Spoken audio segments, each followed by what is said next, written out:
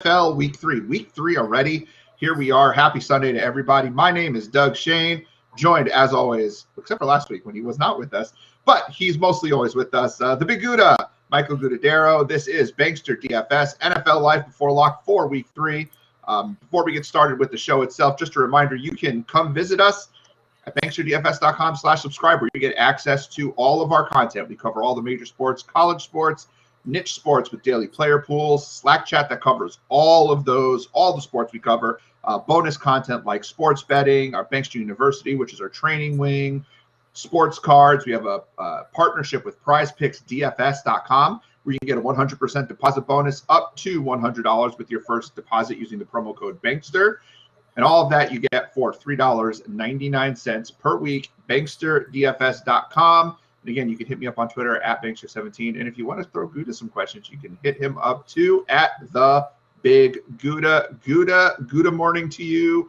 I've used that joke before, and I really like that one, so I'm going to keep going with it. Good morning to you. Happy Sunday. We missed you last week. Great to have you back. How are things going? What are you excited for this week? Happy Sunday. Things are good. We've got it's been an interesting week. We've been so back and forth on things, and from when we first talk like Sunday night, Monday afternoon about what the cash pool is going to look like, what we're going to be interested in when they release salaries, and to where we are now, it's like almost a total 180. And even this morning, some of the injury reports coming out, a little surprising. I mean, you get back and forth reports, but it's going to be a very, especially on DraftKings, it's going to be a very interesting day to see what works and what goes off. And this is the leverage spots were pretty well last week. On some of the overlooked high totals, we got so many high totals today that it's going to be interesting to see what works with the high totals this week. Yeah, I think the high totals are really interesting because and we had this situation last week. If you play any game outside of what was the chalk game, which was Dallas and the Chargers, you gave yourself immediate leverage. And I believe that that opportunity exists again this week. If you come off of the Kansas City Chargers game, though people might have some PTSD from the Chargers last week, and Mahomes actually reportedly is looking like he might be under 10%. Maybe if you come off Brady a little bit and play the Rams side, I just feel like there's leverage in that Minnesota passing game with the over 50 total. And so there's leverage there. A lot of fun ways we can play the tournament. And the biggest game of the week in terms of, I think, where the roster percentage is going to go will be that Kansas City game. And that's an early window game. So if you play either of those two late games with the 50-point totals, I think you put yourself in a good position when you get those tournaments. And we'll get there. We'll get to the tournaments in a minute. But as always, we start with cash because we do believe in a cash strategy here at Bankster DFS. We are a 60-40 cash, which means 60% of the money we're putting in each week will be in cash. If you hit your cash games, you're basically free rolling GPPs all week long. So we want to make sure our cash pool is incredibly strong. And Gouda talked about this last week on Sunday night already. We started building a lineup for this week about a week early before the prices even came out. We like to take a look and see where we think we're going to want to go the following week. Because then when the pricing does come out, we might go, ooh, that guy's kind of a value. I thought he'd be a little more expensive. And it's always good to start building that base as early as possible. I put out a video every single Monday on our YouTube page, like, share, subscribe, click the notification icon. An early look at the week. Through Wednesdays, I put out a decision points video. We have the player pool, which generally releases on Wednesday and gets updated. That's for Bankster DFS members, $3.99 a week, which access to everything.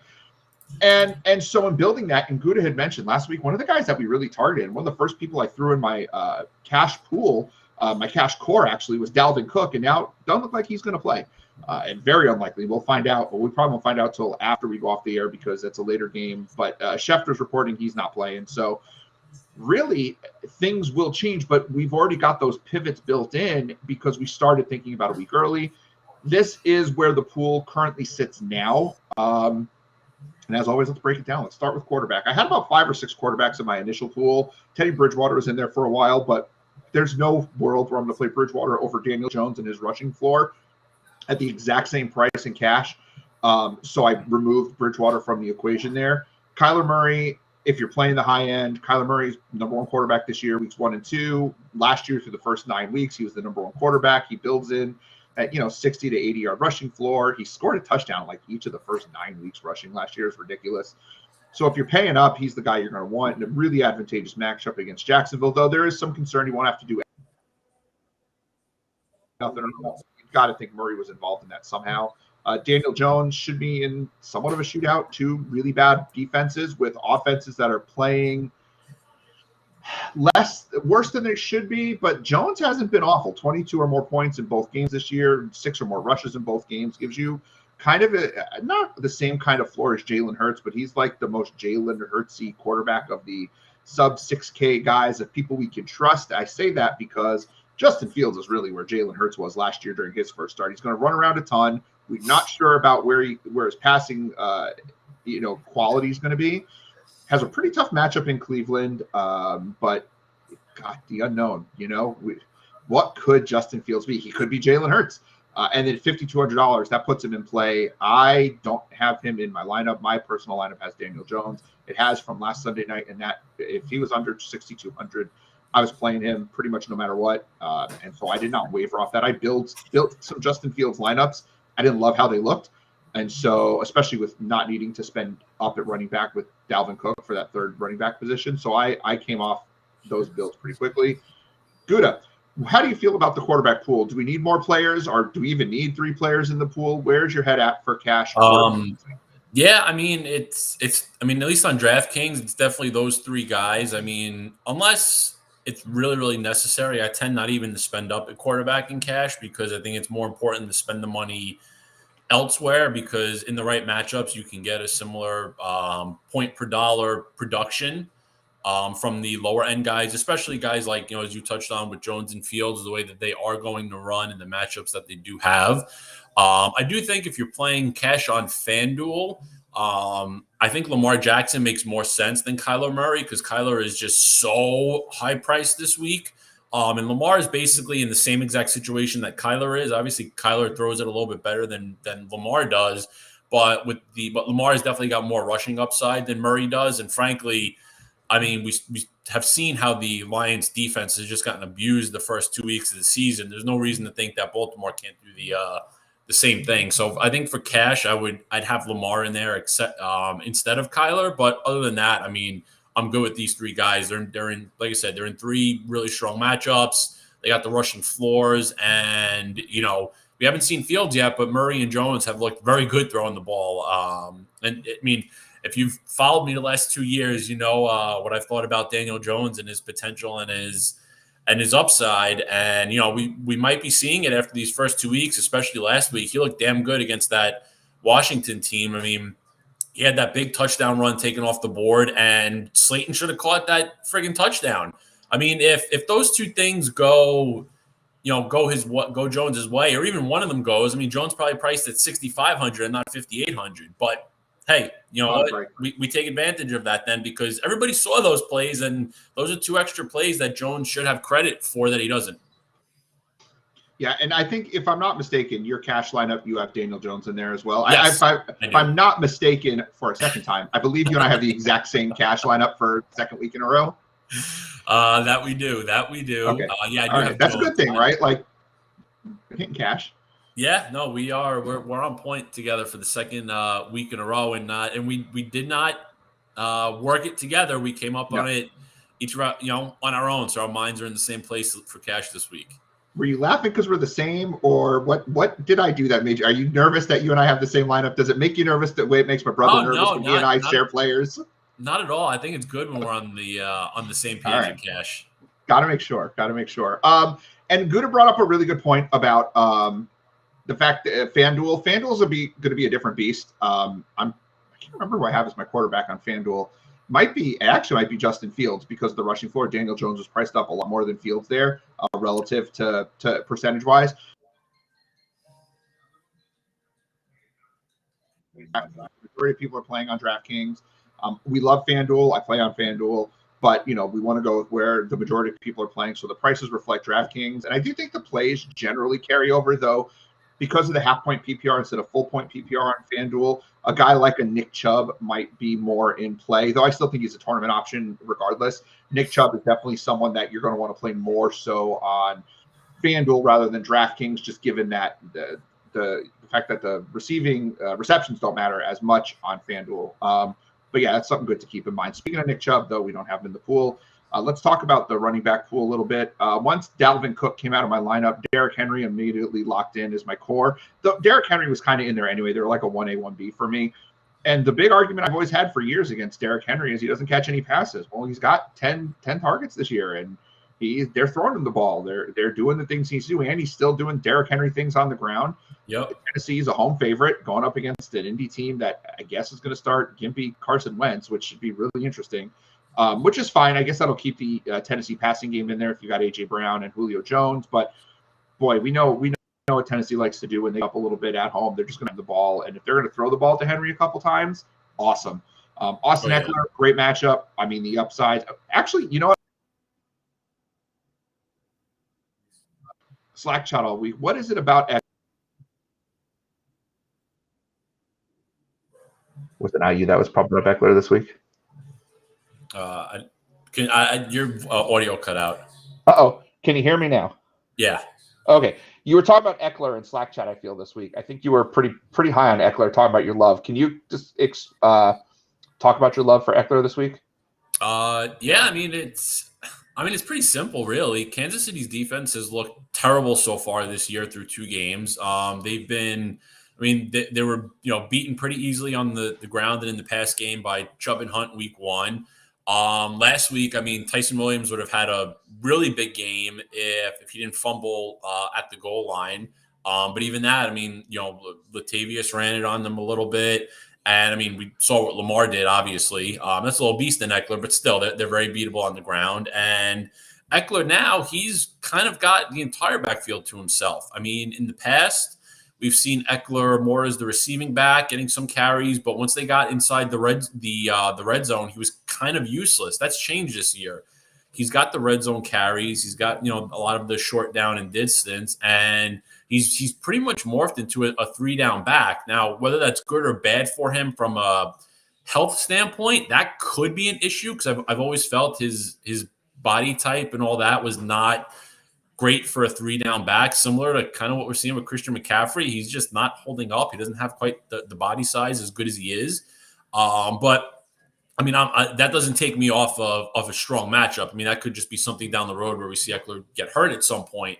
But in this matchup, Eckler's checking all the boxes. And after that week 1 freak out at, oh my God, he got no targets. Well, he got 9 targets last week. So I think we don't have to worry about that. And I'm sure he's going to be involved so much, whether the Chargers are up by 2 scores or down 2 scores.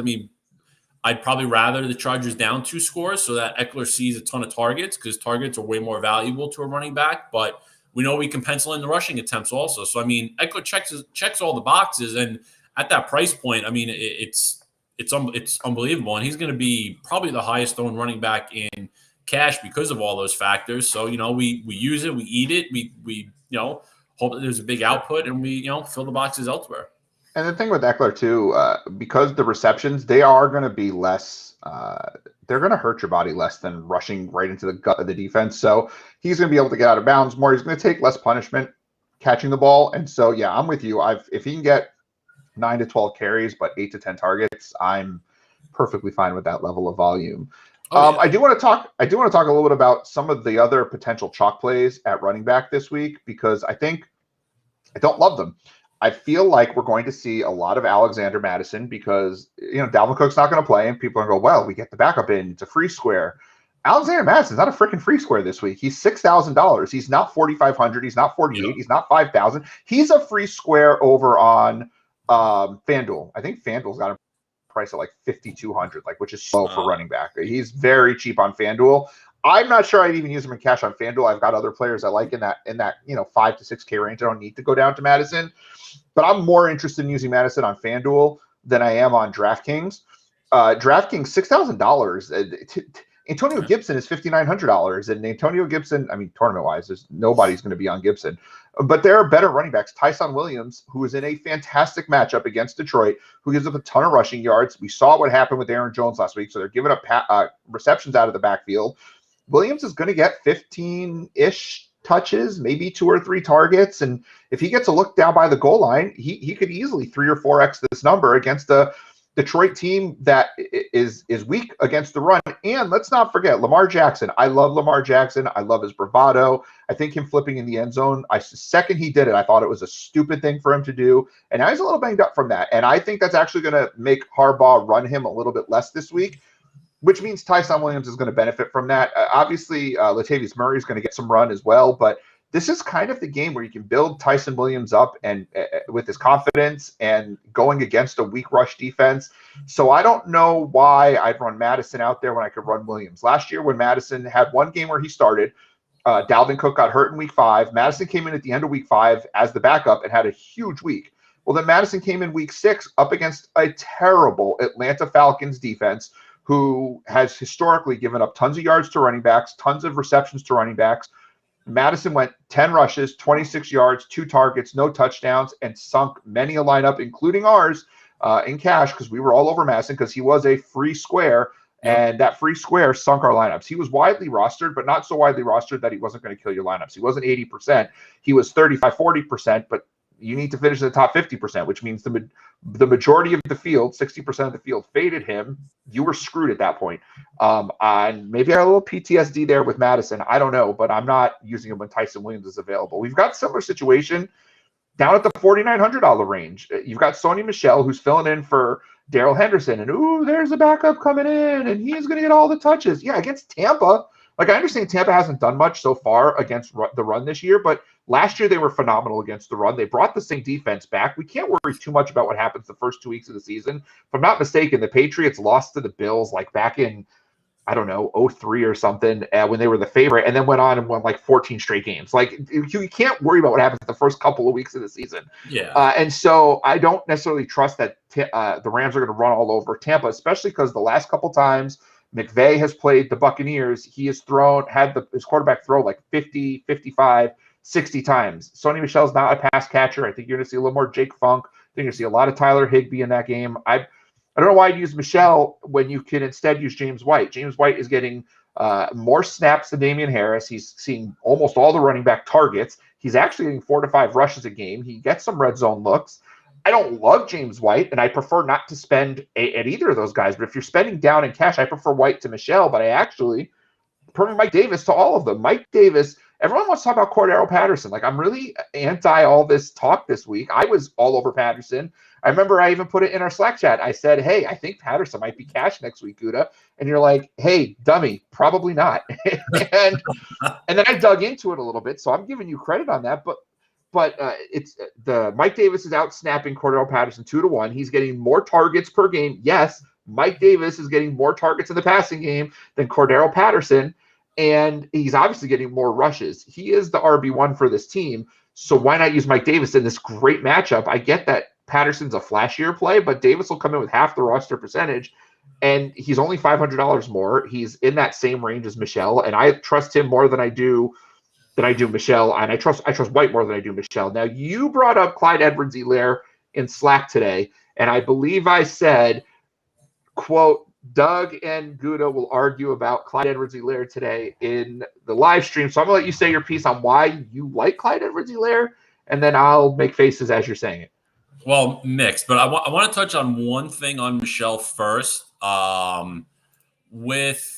With the Rams, and I wrote this in my article, the Rams offense this year, so far they've scored 7 touchdowns. 3 of them have been passing for 40-plus yards, and another one was a 16-yard touchdown pass. In a lot of ways in fantasy football, we see a lot of mean reversion, and in a game like this, if it is going to be high scoring, fluky things can happen. And I think the big difference between Michel and Madison is that Michel, believe it or not, is actually a better pass catcher than Madison is. I think Michel will be less game script dependent, and I think he's got more touchdown upside. Because if you do believe the Rams can, get 28 to 35 points, if not maybe even more, I think there's a high probability Michel can get 2 touchdowns just on the way the Rams have scored throughout this season. And I think that is even a stronger idea on Tampa's side, because Tampa, which this is just insane, Brady's got 4 passing touchdowns inside the 5, and his other 3 pass touchdowns have come in the red zone. They have no rushing touchdowns yet. That's going to change. That's just not staying for the whole year.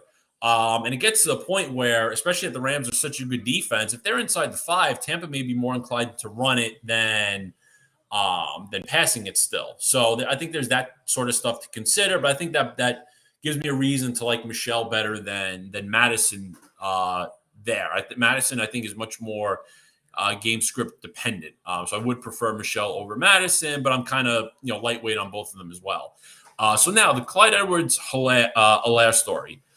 So when I first wrote my article earlier in the week and had come down that Helaire was going to be chalk, I laughed at the idea. I thought that was absolutely ridiculous. I mean, is nobody like watching these games? Are people just like ignoring what he's doing because he's a first-round pick, or what?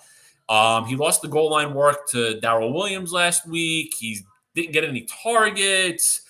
He's got a 3.3 yards per carry, and it's just everything is bad. But I'm also a big believer in, if you have an idea in your head or you have a side that either there's not a lot of people to bounce it off of, or you have somebody where they're sharing the same sort of opinion like you do on this, you go out and you find reasons why you're wrong. You find the opposite. You find the people, you find the research and all that says Helaire is a good play. So I went out and I looked for it. And there was a lot of convincing arguments and everything. And, things that do stick out, he still has the majority of the snaps that he's seeing. He's still seeing the majority of the rushing attempts. And then this morning, when I'm going through, all the lines and player props to see, what sticks out for some picks and all, I mean, my eyebrows really raised because Vegas has, Helaire's scoring a touchdown at -105 and his rushing yards set at 56.5. So I saw that and I'm like, well, I understand the touchdown side because it's anticipated to be a high-scoring game and likely your top 3 players should be scoring your touchdowns. But with the way that he's played, to Vegas to still have him like that, I thought, okay, maybe there's something there. And as I wrote in in my article as well, if we're looking for Helaire to get to 3x is 80 total yards and a touchdown. Well, he's at 56.5 and -105 in Vegas. That's not that far off. And if he goes over 56.5, he's probably getting close to 80, to be fair. I think there's an argument there to use him. And again, it's going to be in lineups where you don't have likely any exposure to the Chiefs or Chargers pass game. So it means you're making lineups where you're basically fading that pass game, whether it's another stack, it's a bunch of mini stacks, whatever it is. And again, this is one of the ways that these high-scoring games can kind of go for a loop is when the running backs get the touchdowns. If this is the week where, Helaire goes 70 yards and 2 touchdowns and the stack that you're using goes off, you're probably finishing in the top 5. And the Chargers and Chiefs game can be high-scoring, but maybe Mahomes and Helaire are the only 2 that actually pay off because Hill and Kelsey likely won't see a lot of touchdowns if Helaire is getting 2 of them. There's just. Do you worry about his target share though? I do. Worry about the lack of targets? I do worry about the lack of targets. That's definitely an issue, but I don't know if that was more of how the game played out last week and the way Baltimore was covering him, or if they have phased him out, because he did get 3 in week 1 and he had a pretty decent target share last week. And I mean, to be fair, I've never been a Jerick McKinnon guy. I don't know if they're really using him in or just something was up with Helaire last week that he just didn't get the looks for whatever reason. And also, let me throw a counter at you then, though, because I'm hearing what you're saying, and I get everything you're saying, but the words that you are saying to me, my brain is computing that as tournament play, despite the high roster percentage. Oh, this is not right because we're on a cash pool, right? And I just want to make sure we're clearly talking. You have so in the Clyde Edwards-Helaire conversation, tournament play though. Oh yeah, there is not cash play. There is no argument for cash there. Oh god, okay, good. No, this is. We got a little off tangent, but yeah, no, not for cash. I would not recommend them for cash. There's no need for that with where a lot of the receivers fall. I did see you recommend James White in Slack today for cash, which I think is the correct pivot to make at that price point. If you can't get up to Mike Davis or Tyson Williams, I do feel like James White. I would play Sony Michel over Clyde Edwards-Helaire and Cash for sure. But I play James White over both of them at this point because of that target volume. So it sounds like we're kind of in lockstep on that one. And we're not, there will be, just sorry to disappoint, there will be no arguments today. Yeah, sorry. Alaire's was tournament. And yeah, I think if you're looking down at the running backs, White's the right play. Because I think like we've seen in the past when Brady was in New England and all that, when it was tough matchups to run the ball, they basically use the short pass game as their rush attack. I think we're going to see that with White today. Okay. And I think that's important. Yeah, that we clarified that. Let's move on. Speaking of receptions, see, look at all these. Look at the transitions, professional transitions on the not professional show. Let's talk about receivers. I'm actually going to make one modification even while we're sitting here. I don't think Adam Thielen, I do think he is a great tournament play, but I don't see the argument as much to use him in cash. I mean, there's been 0 builds where I threw Thielen in there, and I don't think we had any discussions in Slack with any of our members about using Thielen cash. So I don't know why he was still in the pool. He just, because he's Adam Thielen, I automatically put him in a cash pool, and then I rethink it. And so I think the cash pool looking like this, Cooper Kupp is going to be the most position this week, and rightfully so. Tampa Bay really not good against the slot. Cooper Kupp lines up plenty in the slot. He's still priced pretty far down, all things considered. I like where he's at, and we know the Rams are going to throw a ton. Actually, over on Prize Picks too, his prop is like 77.5 receiving yards. I think that's an easy over smash right there. If you're going to PrizePicks.com, you 100% deposit bonus with first deposit using promo code Bankster. But I love Kupp over there on that. Keenan Allen would be in play if I wasn't using Eckler. If I was going to spend down, if I was going to use like Henry and Tyson Williams and maybe Mike Davis or James White, then I think Keenan Allen comes into play because I do want one piece at least of that Chargers-Chiefs game in my cash lineup. And right now it's Eckler.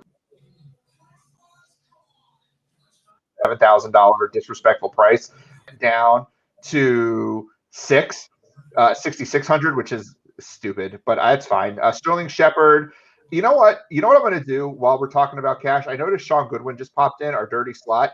Might as well bring him in now because we're talking cash wide receiver, and if we're going to talk slot wide receiver position, I don't know why I would be the one to say any of the words.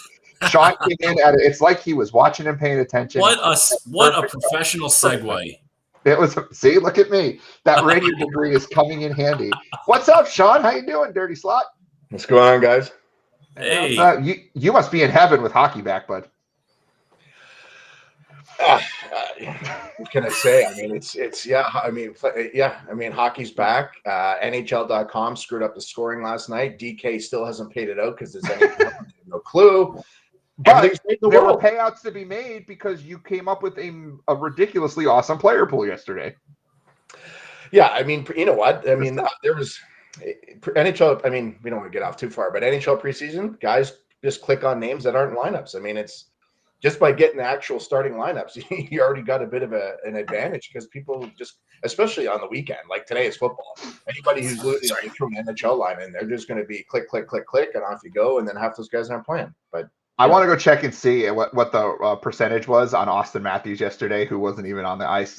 Good win for the Leafs, by the way. I did not pick the right lineup, but I know a lot of members did. But anyway, and you guys can get, by the way, or anyone who's listening, you can get access to Sean's NHL picks. Sean, myself, and Troy Rapson, one of our college football guys. We do NHL, and that's starting up. I know Sean will handle the preseason most likely. Regular season starts in a couple of weeks. It's all part of the $3.99 package, which gets you access to all of our sports, all content, all the time, no hidden fees, Slack chat, pools, articles. And one of those articles, transitions. One of those articles is the Dirty Slot, where Sean takes a look at slot receivers. And Sean, we just were talking about Cooper Kupp, who we love this week, Keenan Allen, who we like, but we're not going to necessarily use him in cash because of Eckler, though. If we don't use Eckler, Allen moves in. And then I started to talk about Sterling Shepard, and your beautiful face popped in. I said, why don't we let Sean talk about Sterling Shepard, because I know you like him this week. Yeah, honestly, Shepard might be actually my favorite play. He's my Captain Obvious play, which I guess actually might not be that obvious depending on who you are. Or if you listen to us at all, or if you read the Dirty Slot. But the Atlanta Falcons are basically a video game against in the slot, right? They've been targeted 31 times in 2 weeks. and they've given up 23 catches for 275 yards and 4 touchdowns in 2 weeks. Like that's just when I saw that, I actually had to take a pause for a second. I'm like, I mean, I knew they were bad, but when you see those stats, you're like, my God, they're really bad. And then Daniel Jones and Shepard, they've got something going on. I mean, Shepard's been targeted 19 times in 2 weeks. He's got 16 catches for 207 and a touchdown. I mean, right? Like this is just a smack. Like Daniel Jones, I mean, Shepard. I mean, I've watched those. I mean, they played against Washington. They did pretty good against Washington. Washington's front seven, they hung in there. I mean, the Giants did up at the end, of course, but we don't care about what they do at the end of the game. We just love the targets and we love the matchup. And Shepard for me is probably my is my absolute favorite play this week in this 30 slot. Yeah, and I think on that you're saying I don't have enough Sterling Shepard in my life is what you're saying, because I don't. I'm 100%. I keep trying to find a way to put him in my lineup, and I'm 100% more Sterling Shepard, and I got him currently sitting at about 6% ownership. So wow, like Cooper Kupp is going to be above 20. Keenan Allen is approaching 20. Like Cooper Kupp, it's an obvious spot, right? I was actually kind of surprised that he might get over 20, but I guess everybody knows you can attack Tampa Bay underneath. You can't run against Tampa Bay, so Stafford's going to have to chuck it 35, 40 times today, you would imagine. So Kupp's going to get his 10 plus targets as per usual. So I guess people obviously are picking up on that. I actually think we're going to see. I think Stafford's going to throw more than 50 today. It's his floor. I think he's going to throw a ton. And for sure. That game, I mean, it's a fun game. I can't wait for that game. That should be good. Let's talk about this guy. Let's talk about him. It's kind of funny as a Browns fan, but me, Tyler Boyd, right? I mean, honestly, the template for the dirty slot essentially, could be I could have his picture at the top actually beside the Bankster logo. Really, I mean, the guy his price never seems to go up, and he just gets it. He just seems to get it done every week. And you know what? I mean, Higgins is out. Everyone's going to go play Jamar maybe, or everyone's going to go, load up. They're going to run, whatever the scenario is. He's going up against Trey Norwood. Trey Norwood and the Steelers, we can attack them underneath all day long. And Tyler Boyd is where I'm going. I'll take his, his $4,700. He'll be under 10%. I'm guessing he was in my cash core. Yeah, sure. I figure he's good for at least 7 targets today. You look at Cole Beasley, 13 targets week 1 against Pittsburgh out of the slot. Last week you had Renfro get 7 and Waller get 7. I know Waller lines up outside, so he's kind of a different beast, but still going to on the targets to the slot in that game. And Tyler Boyd is a better receiver than both Hunter Renfro and Cole Beasley. And with T. Higgins out, Boyd's just going to command a lot of work. And let's not forget too, I know this is silly, but we love our narratives over at Bankster DFS. Tyler Boyd's a Pittsburgh guy. Went to college at Pittsburgh, from Pittsburgh.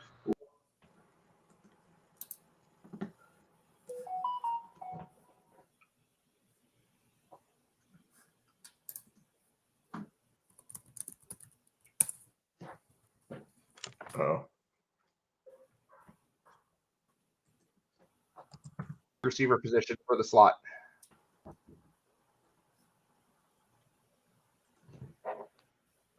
Can you guys hear me now? How about now? Can you hear me again? Yep. Microphone's being a little iffy. It's just working again for the first time in a month. Okay. As I was saying, did you hear the part where I talked about Tyler Boyd being from Pittsburgh? Yeah. Did that part come through? It cut off like right there.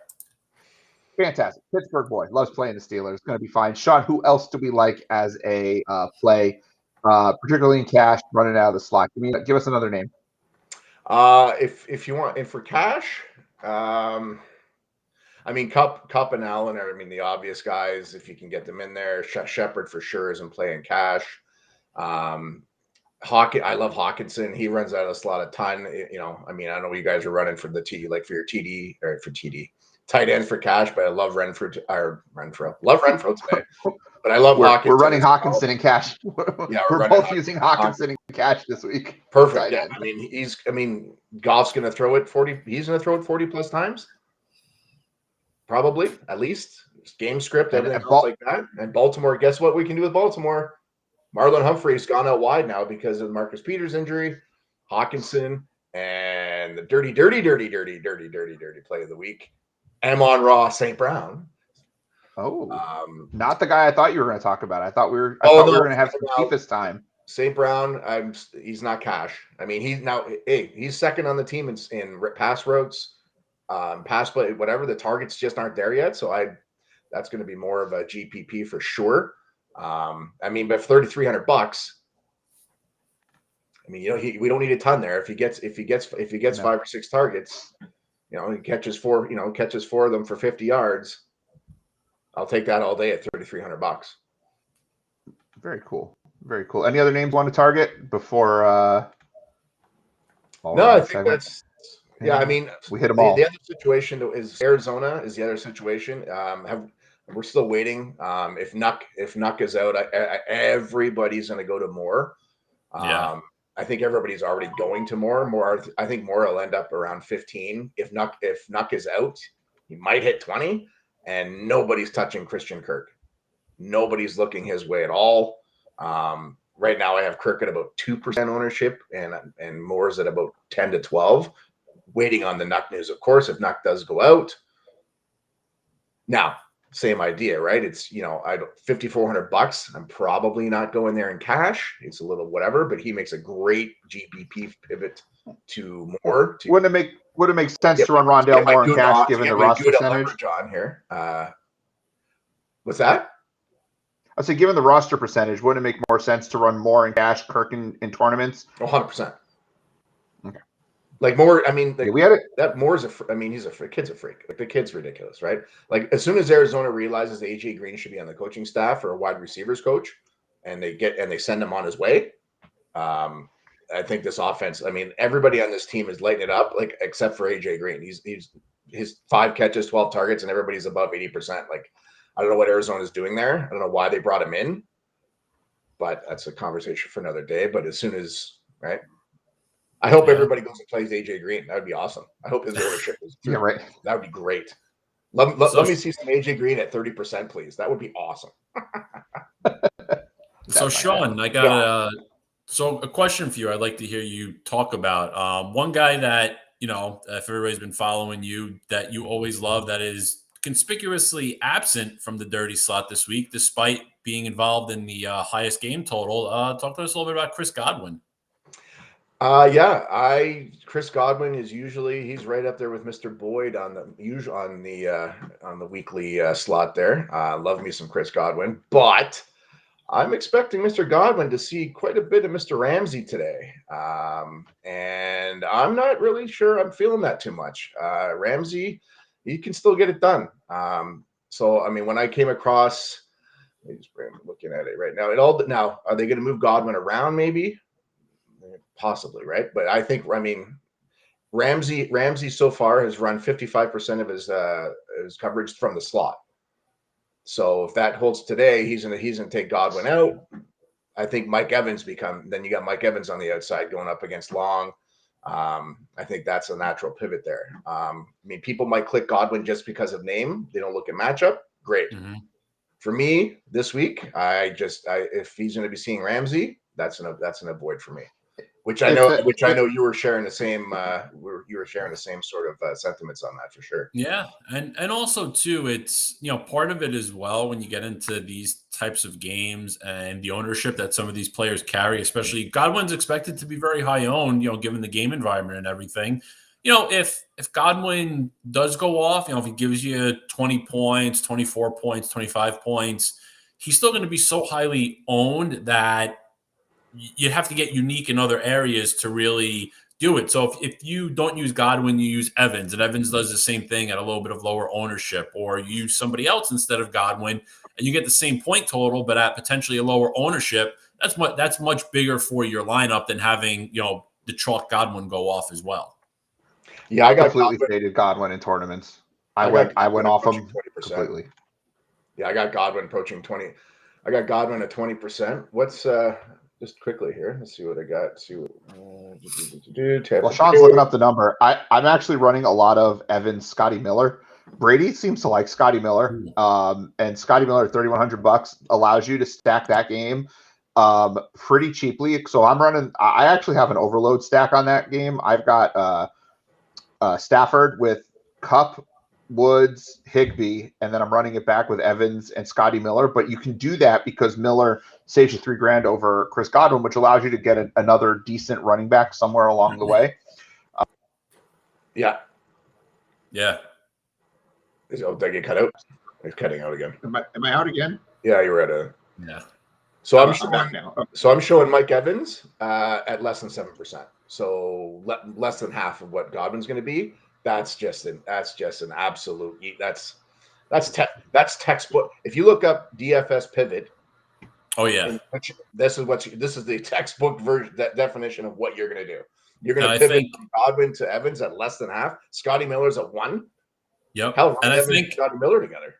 And I think a big part of that is just the public perception. Well, Jalen Ramsey is going to shadow Evans because the cornerbacks, the top cornerbacks, play the outside. Well, the NFL is evolving in a lot of ways that a lot of these big corners are playing the slot receivers because so many teams now are having better slot receivers than it used to be. The slot receiver used to be the number 3, wide receiver on the depth chart. Not so much anymore.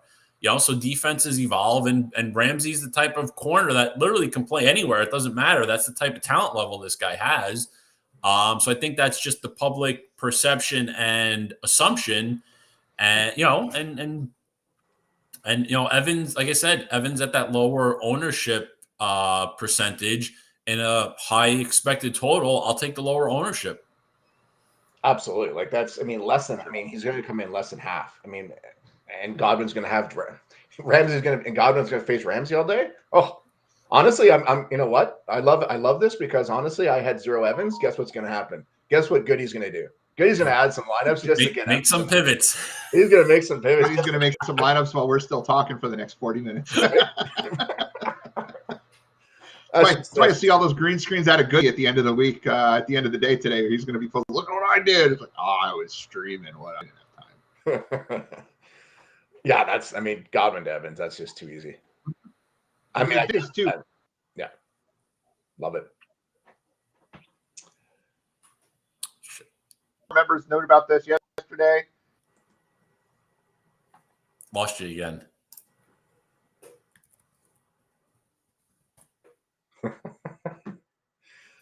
Holy crap. Technical difficulties down there. Yeah, so for me. Oh, now you can hear me. There you go. All right. Yeah, as I'm cursing, of course. It's kind of funny though how we started the slot last year because it was all these unknown guys, and now the slot guys seem to be the sexy plays of the week. Now they're all up around 20%. It's like everyone's like, oh, hey, wait a minute. So guys who get 12 targets a week, we should look at those guys then, I guess. Eh? So now our leverage is going to come from the outside. Now we're going to pivot. Yeah, the dirty outside. I don't know. What can I don't know about that. I don't like that. That sounds awful. What I was saying was, when my microphone cut out before, was for people who are interested in Bankster DFS, like Sean dropped this nugget about Godwin and Ramsey in Slack last night. So we've been building lineups without Godwin. Goodwin and I came off of Godwin in cash last night. Our members came off of Godwin in cash last night. Those who were hanging out in Slack. We were able to pivot our tournament lineups because I didn't start making tournament lineups till last night. I was able to pivot off of Godwin in all my tournaments. I don't think I have any Godwin now, and I'm pretty much overloaded on Evans. If Evans is 7%, I'm going to have 15%. Like that's how you run leverage. Like that's how leverage works. And Bankster members, you got that last night, and you were building your lineups yesterday. You're not making a pivot now at 11:15, watching on a live stream. You had it last night at 8 o'clock, 7 o'clock when that nugget came out. And we do that all the time. It's all part of the $3.90 a week package to get you everything. I don't know if I mentioned that at all during the stream, but it's so just one shot. Just to add on to that, so Jalen Ramsey, 48. He's been in the slot 48 routes this year. He's only been targeted 6 times. He's given up 3 catches for 13 yards. Yeah, that's not a guy that I want to attack. No. And in the Miller part of it, I think that part didn't cut out when it's about the Scotty Miller. If Scotty Miller ends up lined up in the slot, I can guarantee you Ramsey ain't lined up in the slot on that play. No. Like he will find a way to go to the outside. So Ramsey, I think you're pretty safe with the Scotty Miller, and I think Gronk might get some work, but I just can't bring myself to click on Gronk still. Like I think it's all been I just can't do it. I Can't do it. Not a chance. Ramsey's on Miller. Not a chance. No, that's what I'm saying. Like, no. It's going to be Evans or Godwin, probably mostly Godwin, and that's why Evans and Miller are guys that I'm looking at. And again, you can do a lot more with your lineup with Scotty Miller in there than Chris Godwin, and it might be the sharp play. Even Gronk, it's a little tough. I mean, he had 8 targets week 1, but week 2 he only had 5 targets. I mean, he went 4 for 39. The big game was the the touchdowns. I mean, week 1 you take the touchdowns away, he still goes for 17 points. Yeah, at 5,500, 17 points isn't bad, but is he going to get 8 targets again? Where is it going to fall? Because last week having the 2 touchdowns, 2 of his targets were inside the 5-yard line. I mean, that type of stuff one day, is sustainable. One of these days, fading Gronk at a higher roster percentage is going to not bite me in the ass, and it did the first 2 weeks. But I can't even say it bit me in the ass because still pop for big return week 1 tournaments and cash obviously hit. And last week we all hit in cash, so it's not like it's killing us fading Gronk. But I do think in this game, fading Gronk, if you fade him and he goes off, it sucks. But I just think there's better ways to approach this game. Yeah, but it becomes the point. It becomes the thing too. At this point, with how his price has become elevated, you're basically he needs a touchdown to be able to hit value. I mean, if you need a touchdown to really hit the value, if that's what you're relying on, it's much lower. Like I'd rather have a guy there that can hit value without the touchdown, and the touchdown's the gravy on the top. I think that becomes a bigger thing, especially in a tight end area. And really, if you think about it, you look at pricing. Gronk is 5,500, Hawkinson's 5,200, and even Mark Andrews at 5,000. Hawkinson and Andrews can get the value that you need without the touchdowns. Gronk need the touchdowns to get there. And I prefer Andrews of the two. I actually think Pitts and Fant are in better positions, and Higbee all are in better positions to provide you that value over Gronk. Yeah, and don't forget Gronk's got the touchdown equity. Yeah, but the Baltimore-Detroit game, that totals 50.5. Tampa and the Rams are at 55. And you're not talking that big of a difference. And if they're both going to, shoot out, I'll take Hawkinson over Gronk, who's going to run way more routes and have way more targets. It's by the by. Since you brought it up. Hawkinson has no one to compete with. Yeah, exactly. Gronk has Godwin, Evans, right? Like Are people sleeping on this Baltimore-Detroit game? Like, are we? I hope so. 50 point total. No one's talking. It's going to have 0 roster percentage outside of maybe Tyson Williams. Like, well, even Tyson some, but I mean, Lamar is going to carry heavy ownership just because he always does. But the other pieces, are going to be very low. People probably are going to be low on Hollywood just because of the injury worry and all that. He practiced Friday, and I think Hollywood is one of those guys that, kind of like AJ Brown, they just never practice because they always seem to be banged up or just brittle. But come the end of the week, they make a limited appearance on Friday and they're ready to go on Sunday. That's a build that works, right? Like you don't have to overload on this. You run those 3 guys out there, take some advantage. You want to get a little extra crazy. You could run our boy Quintez. Sorry, Sean. I just like the Cephas. And you run a double end on this game too, right? You want to overload the game. You avoid the running game. There's your double build. And you got plenty of money left to do. What can we do? Once I started, I can't not build it. So what are we going to build here? Let's see. We're going to throw the defense that I'm throwing into every lineup on here. We'll throw those Bengals on there because the Bengals, by the way, since we are clearly not going to get back to the cash because we've sort of shifted into GPP mode. Bengals, 3 sacks in each of the first 2 games. Ben Roethlisberger looks like garbage. No Deontay Johnson. Offensive line is terrible for Pittsburgh. I think that's there's some goodness in here. Can we pull this off? Let's see. I just want to try one thing with this lineup. Will this work? Come on, numbers. Let's go math. There you go. It's not perfect, but you run a 40. Oh, look at that. Here we get. Look, that looks sexy. That could work as much as I'm anti. Did Alairs click in there? There he is. That's okay. You're taking advantage of a 50-point total. You've got 3-person stack on the chalk. The big early game, the Chargers game.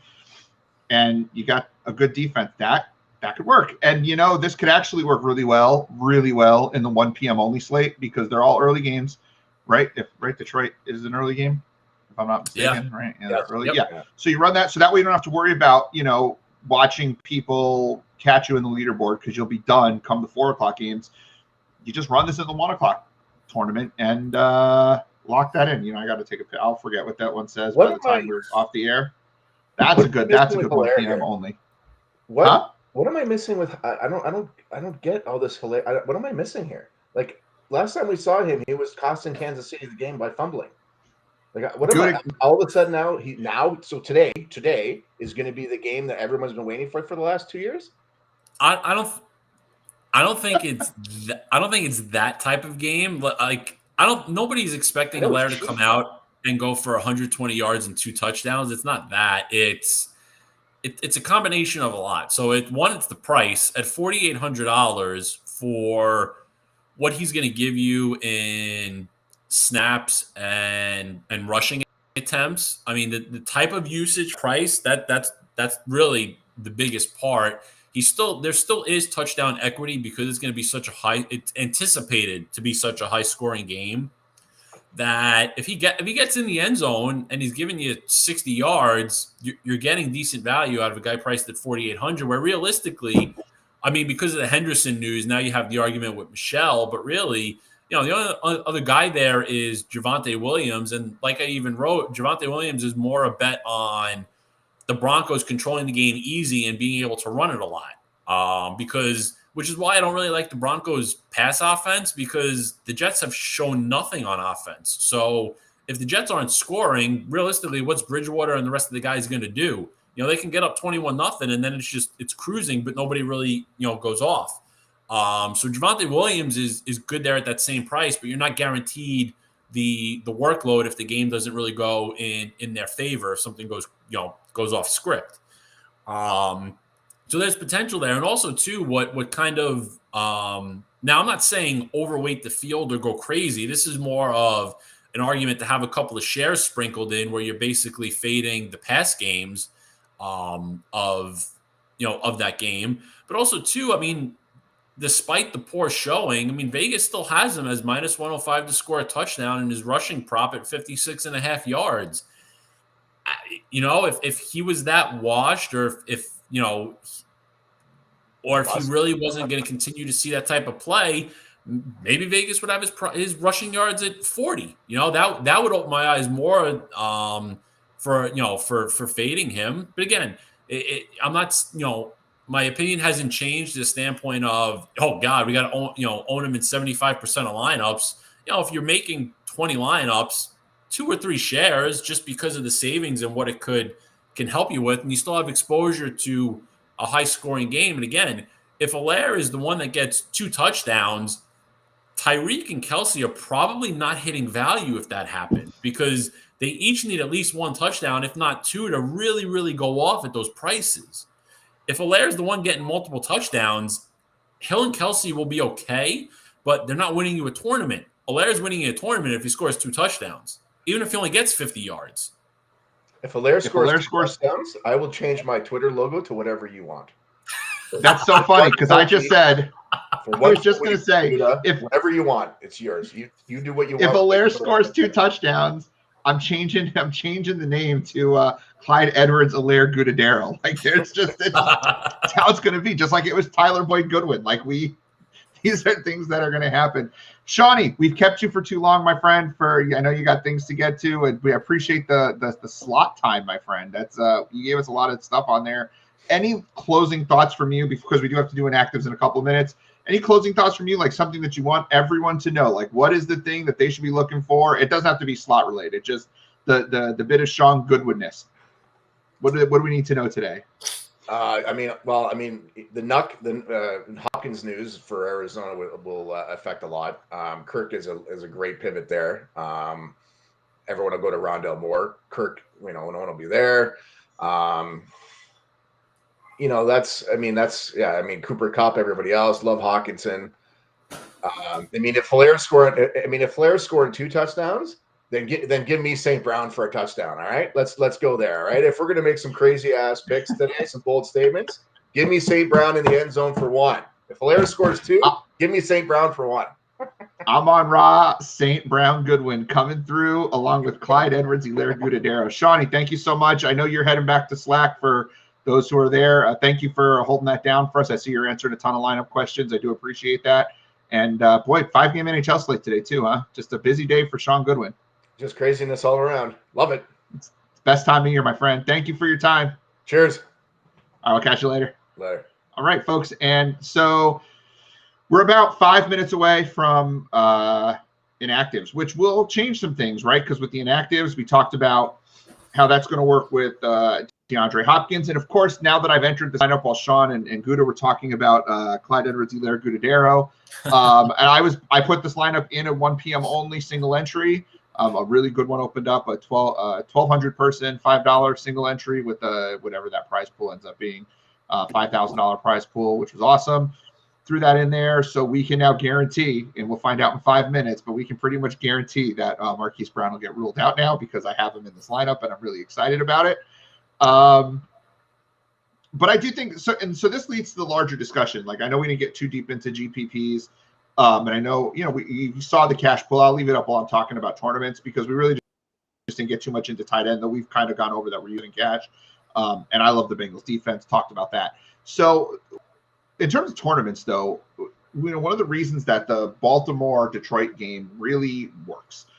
That game has a 50.5 total, and the Chiefs game, I think it was at like 53, 54-point total. They're really not that far off, but the Chiefs-Chargers game is going to carry a much higher roster percentage than the Detroit-Baltimore game. Now, I know Baltimore is a little bit bigger of a favorite, but not a huge favorite, though I do think actually Detroit teased Detroit. I'm the teaser on Detroit and Jacksonville, by the way, today. That's the way to go, taking the points plus the extra 6.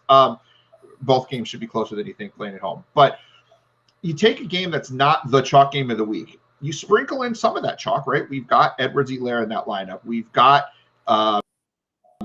Tyreek Hill in that lineup. We've who else did I throw in there? Oh, Austin Eckler in that lineup. I took the other 50-point total game because I do think in terms of pivots, 1 p.m. window, the Arizona game is going to be a big pivot, and the Giants Falcons game is going to be a big pivot, particularly if you're playing the 1 p.m. only.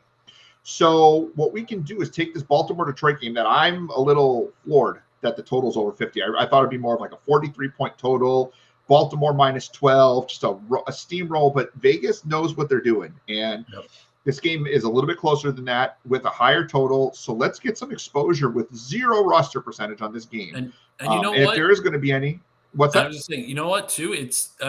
Watching Detroit the first 2 weeks, their offense has looked pretty good. And Lucky. You know what? A big thing about that, they actually have a pretty good offensive line. Great offensive line. And when you have a good offensive line, you can sustain an offense with that. You can have a good offensive output. We've seen it before in the NFL, not the best quarterback or offensive weapon situations, but if you have a good offensive or even a great offensive line, it can do a lot for you. Now, Detroit has probably 2 of the more underrated weapons in the NFL with DeAndre Swift and TJ Hawkinson. They get overlooked a little bit because they play in Detroit, similar to how Calvin Johnson got overlooked for years. But Goff is serviceable enough that if he has time, he can throw the ball. So it doesn't surprise me, but it's definitely an overlooked game. For sure. And if this game ends 31-21, right, 34-24, something to that effect, and Baltimore, barely covers or just misses out on Detroit backdoor covers, like that's still, you're talking 7 touchdowns in that game. Kansas City's that's a 31-21 game is 52 total points, which puts it just a point or 2 behind the Kansas City Chargers game in terms of total. That game goes a little bit lower. Maybe that game is 28-24. That's 52 points. And you got the same 7 touchdowns, but it costs you a lot more to get there. But you still now have exposure to that game. No one's going to be on this game. And that's the big thing. And when it comes to that, it's all about the price. If Baltimore and Detroit score the same amount of points that the Chargers and the Chiefs do, like you said, it's 50, it's 51, it's 52. At the prices that Baltimore and Detroit are, you have a lot greater chance of success than Kansas City and the Chargers, unless Kansas City and Chargers, the production needs to be really, really condensed if they're only getting the 50 points. Ideally, you want Kansas City and the Chargers to get over 60. Yeah, to really 38-35, right? prices. Like that's what you're looking for. Yeah, basically. And that's the thing too, like, and that's where and we do have a piece of that game, which is important with this kind of a lineup. And this is where contest selection matters too. So this is a 1,200 person contest that I got into, a 1,200 person contest, and it doesn't matter what the buy-in was. I bought in for 5, maybe you're comfortable buying in for 1 or 125 or whatever it is you're interested in buying in for. 1,200 people, and it's a fairly small size tournament. The roster percentage tends to hover around the chalk, which means if it's going to be on the full slate, a low roster percentage for in a big tournament like the play action or the Millie Maker, where you're going to see a little more spread out roster percentage, it's going to be even a lower roster percentage on the Baltimore-Detroit game. This lineup, and I'm not saying it will be, it might not be my highest scoring lineup of the day, but I think this lineup and the tournament that I put it in, because the tournament I put it in could end up being my most profitable lineup of the day if things go right, just because of the way that we put it in, played against the chalk, but then included some of the chalk into our lineup. You know, it's scary to fade Arizona. I've got some Arizona exposure. It's scary to fade the Giants and Falcons game on the one-only slate. Well, I've got other lineups with that in there as well. This isn't my single bullet today, but this kind of a lineup is the kind of lineup where you're not going so crazy. You're not stacking New England, right? Watch they go off now. You're not stacking New England, which is a low-totaled game against a good defense with a rookie quarterback. You're playing Baltimore, Detroit with a 50-point total. A couple of teams that do have offensive weapons, as Gouda pointed out. Like, this is the type of game environment that wins tournaments, especially if that game goes 28-24, it's a good game. It's 52 points, but it's not 30-35. And that's where you can come in big with the Detroit game. Yeah. So Inactives are posting. So what do we got, Gouda? Anything? DeAndre Hopkins is active. Hollywood's active. It's under the radar, but it's interesting. Marlon Mack is inactive. I was just going to point that one out. And which is interesting because he took some snaps away from Taylor last week. A ton away from Taylor. Yeah, I'm a little worried just because of the way the Colts have looked, and they're missing the right tackle, Braden Smith, also. But once it's starting, he's kind of gimpy.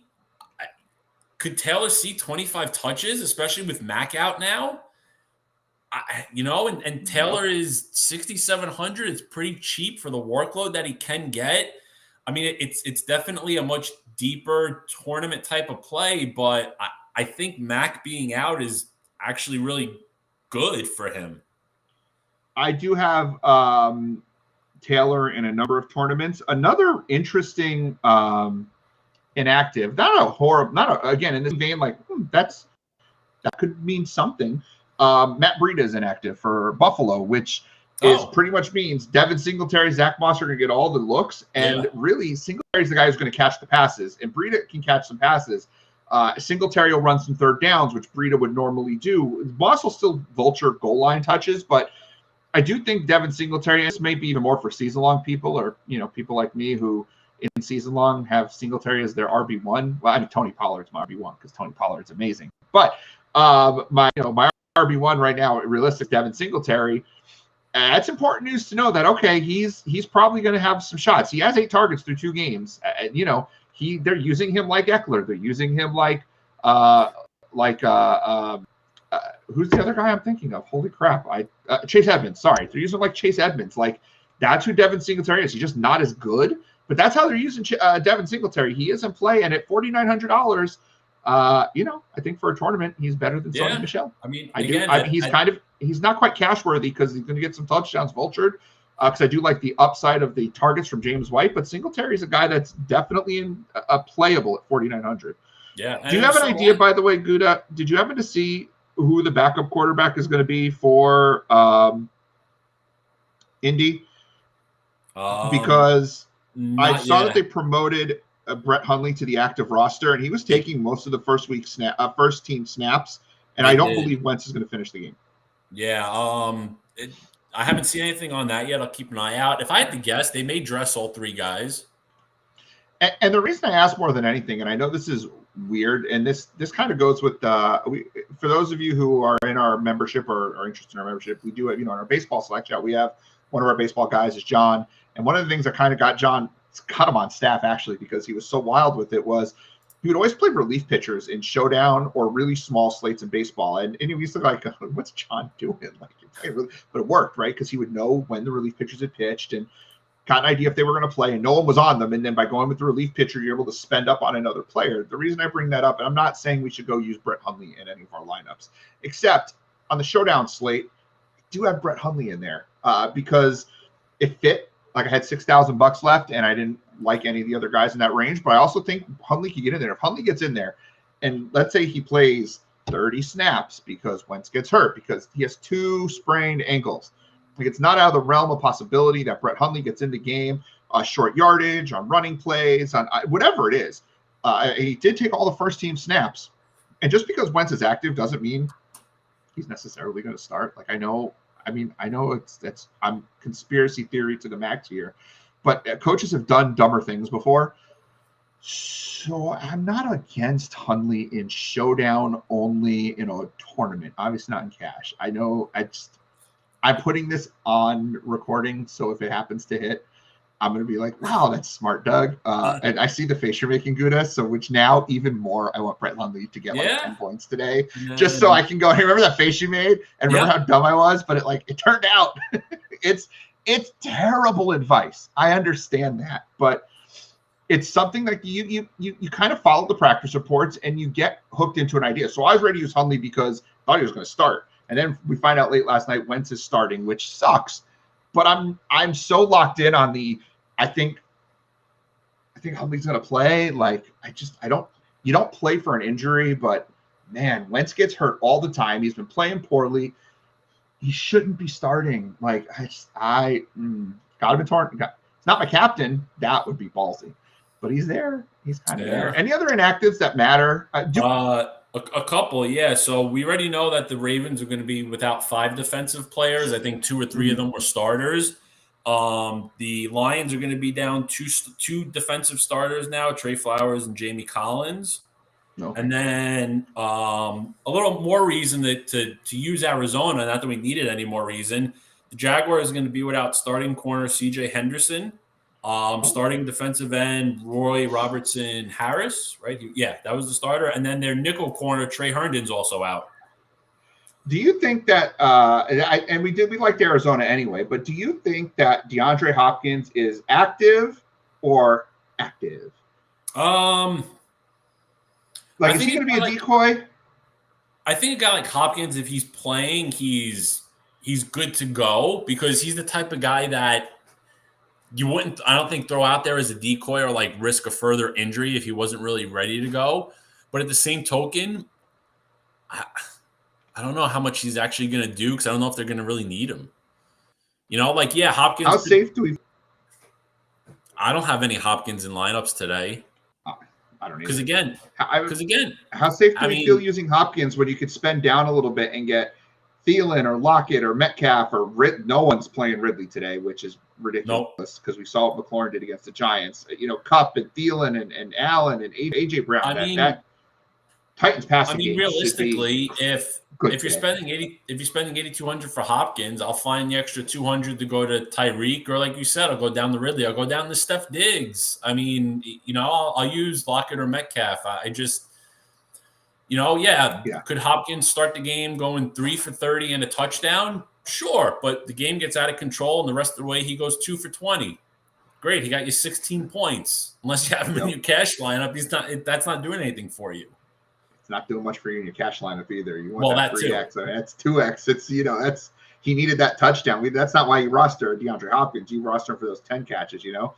I think in a tournament, it's okay to play him simply because he's going to be under 5%, because everyone's going to have the same conversation we're having now. And Sean wasn't wrong. They're going to play Rondale Moore. But if that's the case and you want to differentiate a little bit, why not just go the full differentiation and hit that Christian Kirk play?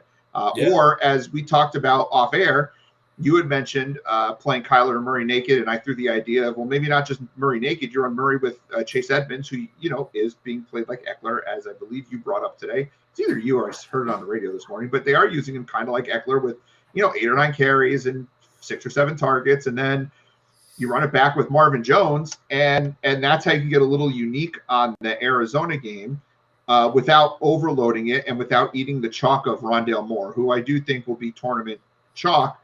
Plus, doing that, doesn't cost a ton, and so you're able to differentiate elsewhere again, and you can still spend up. Actually, you can be a little not Kirk. We don't want Kirk. We want Marvin Jones. Excuse me. You could be a little chalkier elsewhere because you're differentiating with this game a little bit. And Marvin Jones is so cheap too. Marvin Jones, by the way, 20 targets through 2 games in a game that's supposed to put up some points.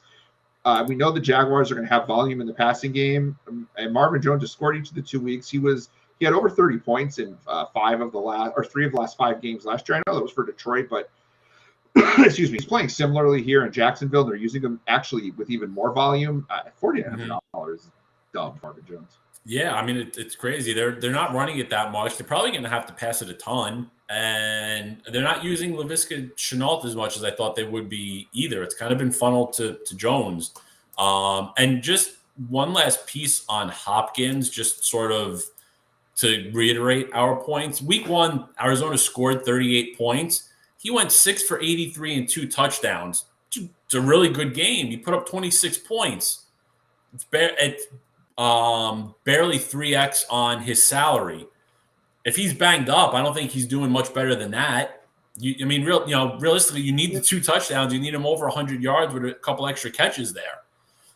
Hopkins used to be the guy you get for volume, and now he's become a little touchdown dependent, right? You take those 2 touchdowns out, and he's at 14 points. You don't spend up for Hopkins for 14 points. You spend up for 8 for 120. You're looking at that 23 points on volume alone from Hopkins. If you're not getting 18 to 20 points on volume out of Hopkins, then you're not getting what you need.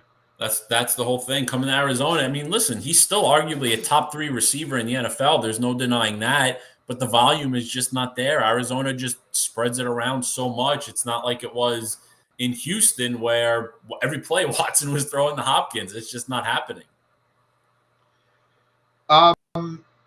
Just touching a little bit further on tournaments, we got the Rams, Tampa Bay. We didn't talk about Seattle, Minnesota too much, which also has a 52-point total, I believe. And it's weird, but this right here is going to be a contrarian build because the majority of people, one of the more widely rostered players on today's slate, this is not going to be a contrarian build. Don't put Gerald everything in. Most people are going to be looking to get KJ Osborne and his high target share in their lineup at $3,500. And I know Gouda and I both have Osborne in our cash lineup, but that was more because, the volume was there. We weren't looking for a blow-up game. We just want, 12 points out of them would be fantastic and allow us to get to Hawkinson in cash. So this build, though, is going to be pretty contrarian because people aren't spending up for Jefferson and Thielen.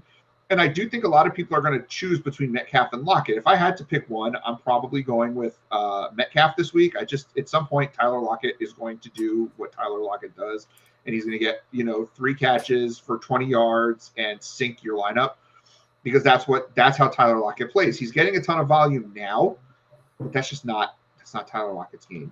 He's very dependent upon about the blow-up game, which he will get occasionally. So, I have something on that.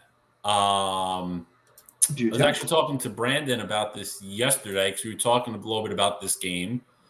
And an interesting part with DK Metcalf, specifically against Patrick Peterson.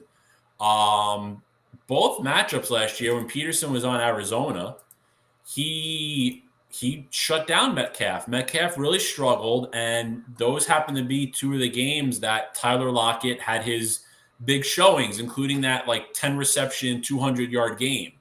And over the course of his career, Metcalf has struggled consistently against Patrick Peterson. Now, at some point, that's going to end because Peterson is either at close to 30 or over 30, and Metcalf is still 24. The tide's going to turn somewhere, but it's possible that can give you the reason not to use Metcalf there. But again, Metcalf's upside is always so crazy with just with the way that he plays and what he can do, that maybe this is the week that it changes and everything. But just an interesting nugget there on over the years, Metcalf lining up against Peterson and how, Lockett has been the go-to guy in that scenario because Metcalf just couldn't win because Peterson is a very physical corner. That is a really good point, actually. So maybe you do. Maybe the punt receiver in this game is Freddie Swain, and it's not KJ Osborne. You fade Metcalf because I like what you're saying there. The Peterson, I completely forgot about the Peterson factor, and that leaves you a lot more money to do other things with your lineup, as we can see here. I'm just trying to build something fun here. And you got the double stack with Wilson as your quarterback, Jefferson and Thielen, Swain and Lockett. You got a couple of lower priced running backs, and you can run a decent tight end in that lineup. Maybe Kyle Pitts, who I actually like. Giants can't cover tight ends. And you got yourself a fairly high end lineup. You could go to Cousins instead of Wilson, spend up at a second running back position. So maybe a fade of Metcalf in the same way we're fading Chris Godwin in tournaments today for potentially Scotty Miller if you want to double stack. You do a similar thing with Seattle, open up some money for the rest of your team, and then you can build a bigger stack. I didn't do that here. I just threw in Davis and Pitts just as an example, but maybe you don't do that. Maybe you go down to Cousins and you do someone else. You run a different stack in there with the tight end and running back. Maybe you throw Tyson Williams and TJ Hopkins in there, and Cousins is your quarterback, and then you can go with a lower end running back. I'm sure the numbers work on that. I think there are ways you can go about that. I think if I'm using Jefferson and Thielen, I would prefer having Cousins in there because if Jefferson and Thielen are both hitting value, which means they're each scoring at least one touchdown, that likely means Cousins is finishing very high this week. Because you can have Freddie Swain with hitting value, Lockett goes off, and Russell Wilson for his price point could somewhat disappoint. That is true as well, where he is significantly more expensive. And here's the way that you can build that kind of a lineup with that. And it's kind of a no man's land for running back. And you throw Mike Davis in there, 5,100.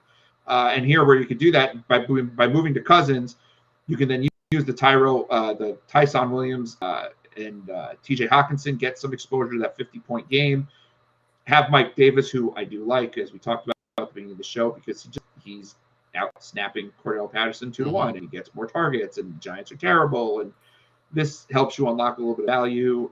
I'd have to play around with a little bit more to see what lineup I'd want to do with that. And I've definitely got exposure to this game with different variations, though I do think I have Metcalf and Lockett, though I might change that now because I do like, and maybe you don't even run Swain in there, maybe you just run one receiver from the Seattle side, and you run just Lockett with Jefferson, Thielen, and Cousins. You don't have to double stack, though. It's the better way to unlock a kind of a multiplier kind of a game.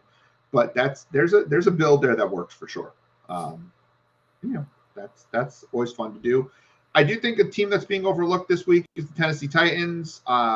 We do like Derrick Henry for cash, but the Colts have been burned by wide receivers in both games so far this year, and AJ Brown is just ready to explode. Like, he hasn't done much with the targets he's gotten, but the air yards are there, the looks are there. This could be the game where maybe we see AJ Brown have a big game, and he's only $6,500. If you're not sure which receiver you want to run out there between him and Julio, I have no problem running both out there with Tannehill as my quarterback, and then Tannehill's only $6,200. He's cheaper than Kirk Cousins, and that's where maybe you run Jonathan Taylor in as your running back, and you've got plenty of money left to do more with the rest of your lineup. And this is going to go overlooked, particularly in that one. I have a hard time stacking an early game for my main stack if it's a contrarian stack when there are two 50-point big-time games in the 4 o'clock window, because the likelihood of Indianapolis, Tennessee being not just the highest scoring in the 1 o'clock window, but the entire game is not that high. It's a better chance that's going to outscore the Detroit game, the Kansas City game, than also adding in the Tampa Bay game and the Seattle game. So I'm more likely to do this in a 1 p.m. only slate and not the full game. I like to have a little more exposure to those high-scoring late games But maybe that's just because I don't like sitting in first or whatever it is, and then just watching people take my money. Even that, I don't think Tennessee is going to pass enough today to really do anything as a stack. AJ Brown as a one-off, yeah, I get that, especially at a little bit of a depressed price. Because again, you can always have one piece from a game that goes off without the team scoring a ton or the quarterback doing a lot. I mean, it with the spread and just the way Carson Wentz is banged up, it's setting up for a Derrick Henry game. But of course, when Henry's the chalk is when he busts, right? So right. And he should pretty chalky today. Yeah, but AJ Brown, I like the idea there for him more as a one-off than really needing to stack him with Tannehill or even doing Tannehill and Julio.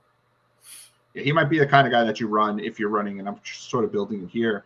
He might be the kind of guy that you run if you're doing a Ram stack, right? You've got that one guy who can go off in the early games, and then you run your one-off in the late games, and he fits well, especially if you're going to fade.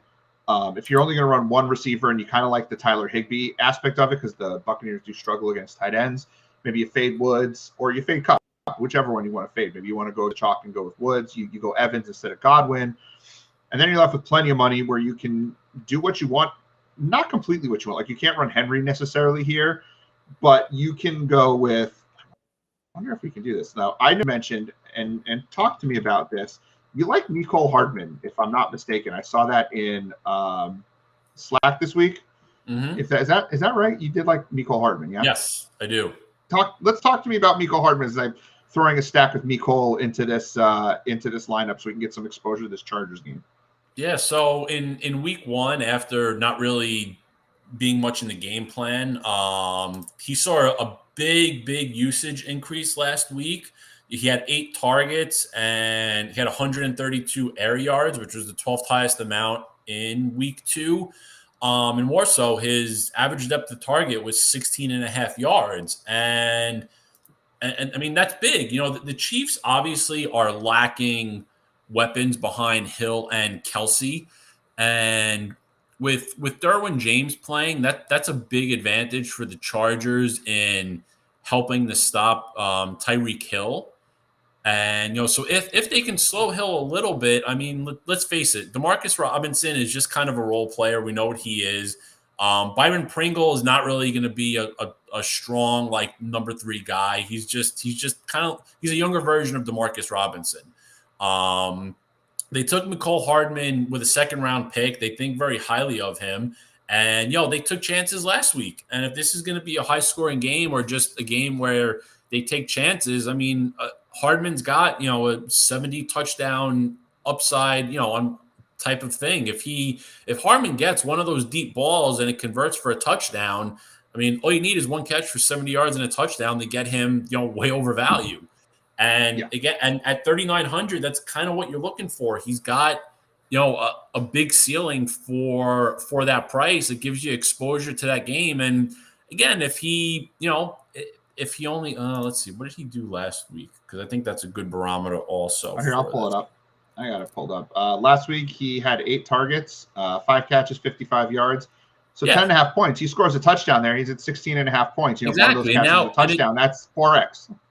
Yeah, and his price is down. So, I mean, you don't want, to take down a tournament. Having a 10-point output from a guy could hurt you. But again, using a $3,900 guy, it's, all right, if he gives you 10 points, what's the trade-off? What did it help you get into your lineup? And if it helped you get guys that finish in the top 3 at their position for the week, well, him getting 10 points may not necessarily kill you because you were able to pay up elsewhere to really get upside. And like in the lineup that you built, having Hardman in there and where it's helping you pay in other areas, you got high upside guys in every other position. And Hardman has that same type of upside. But if last week is kind of the floor and he gets you 10 points, I'll take that with what it does to help you build the lineup. Yeah, I'm going to forget I put this one. I like this one. See, I got to take pictures of the lineups I build during the show because I like them and I got to enter them after the show. Because what we did here was we're going after that Rams game, which I like. We've talked about that a number of times. I do like to have exposure in almost every lineup to that Kansas City game, but how I get that exposure might change. And if Edwards-Helaire is going to carry a big roster percentage and Kelsey and Hill just need too much to pay off their price in this case, there's a case to be made, just like you did for Hardman. And then you've got still the Eckler because we have a ton of Eckler. And then you're getting the one-offs of A.J. Brown and Saquon Barkley at $6,500. And we talked about Barkley before we went on the air, but Barkley looked like he was going to be chalk at $6,500, but he's not. Well, Barkley's projected 13%. Did you see the Giants inactives? No, is he inactive? No, Barkley's playing, but Devontae Booker's inactive.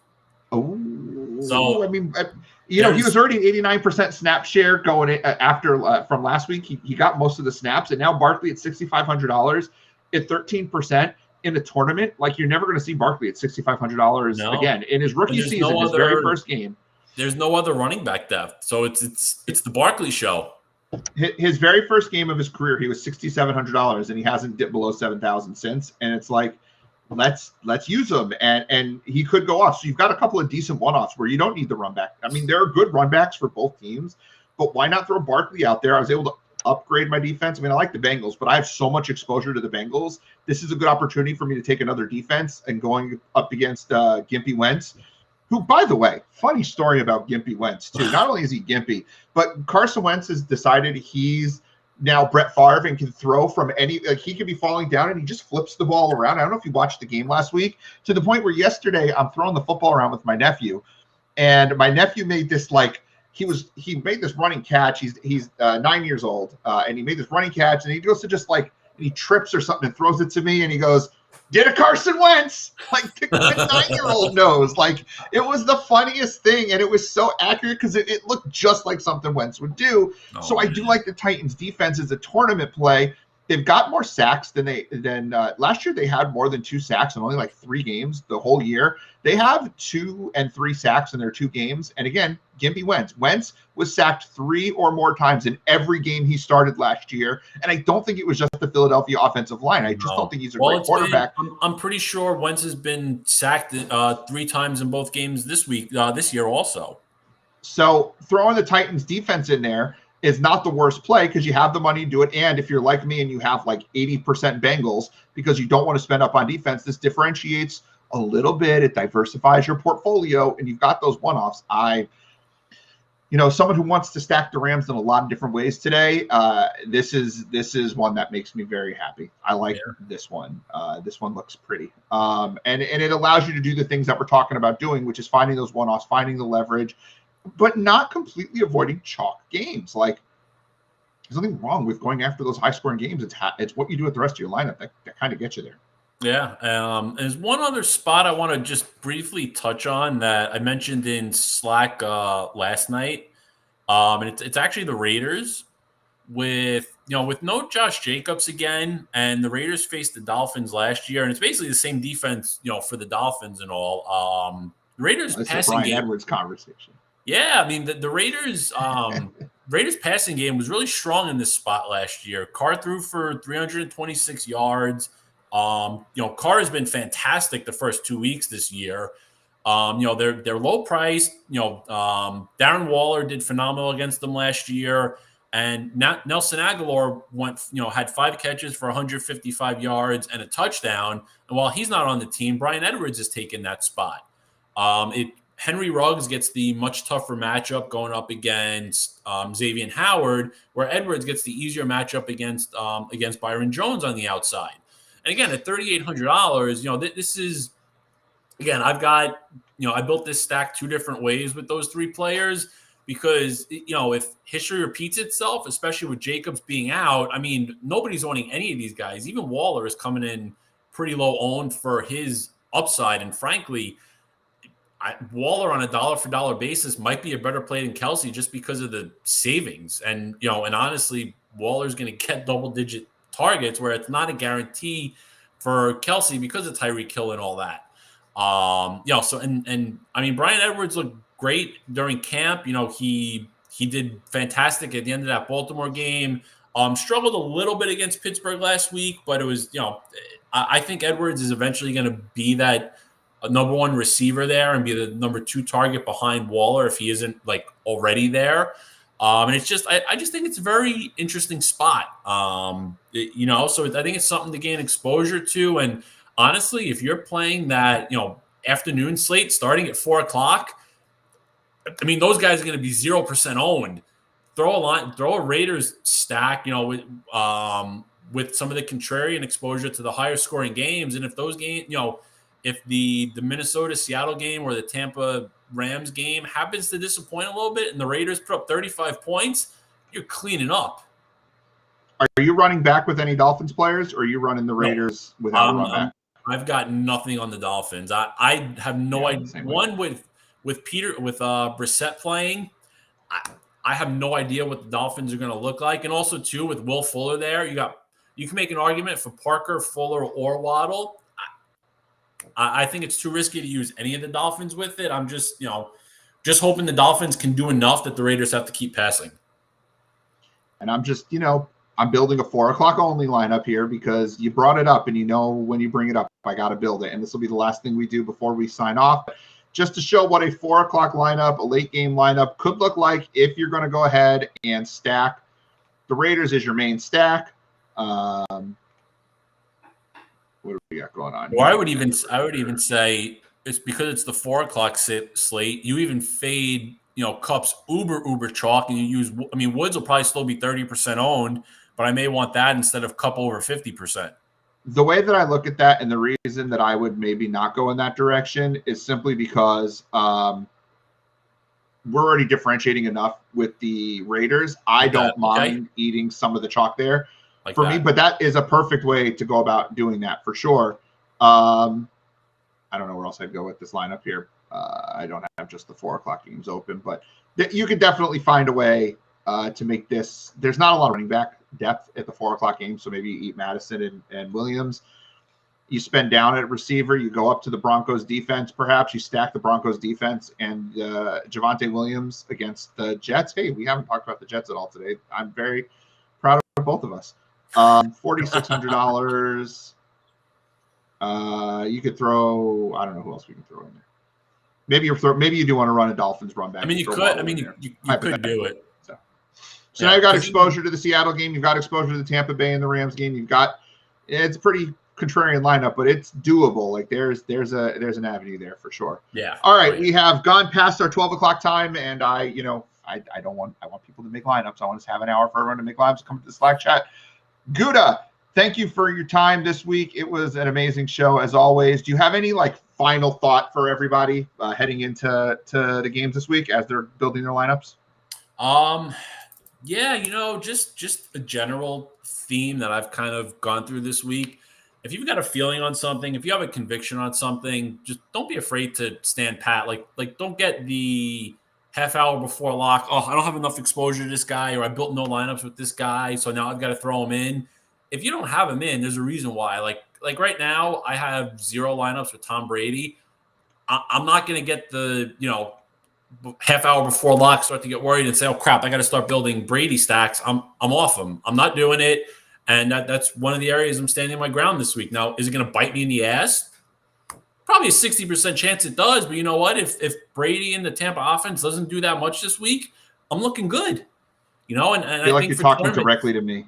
Those are the things that you need to do. Don't make Brady lineups, Doug.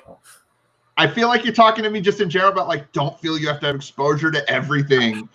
Because I'm like that. I do get that. I get that feeling that I do want to have exposure to a lot of things. That's really good advice to give though. Yeah. Having that conviction.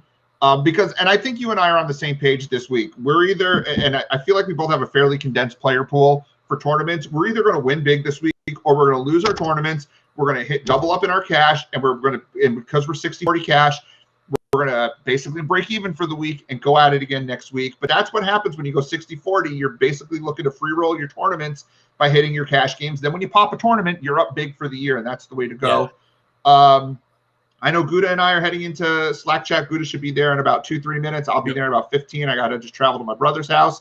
BanksterDFS.com, $3.99 a week. Get you access to everything that we do, all the sports, no hidden fees, Slack chat articles, award-winning content, player pools, everything. We'll be in Slack until kickoff at 1 o'clock. For Michael Gudadero at the Big Gouda, Sean Goodwin, big number 55, the dirty slot himself. Can continue to be Doug Shane. This is BanksterDFS.com. Make sure to like, share, subscribe, click those notification icons. We will see you with videos all week and live stream again next week.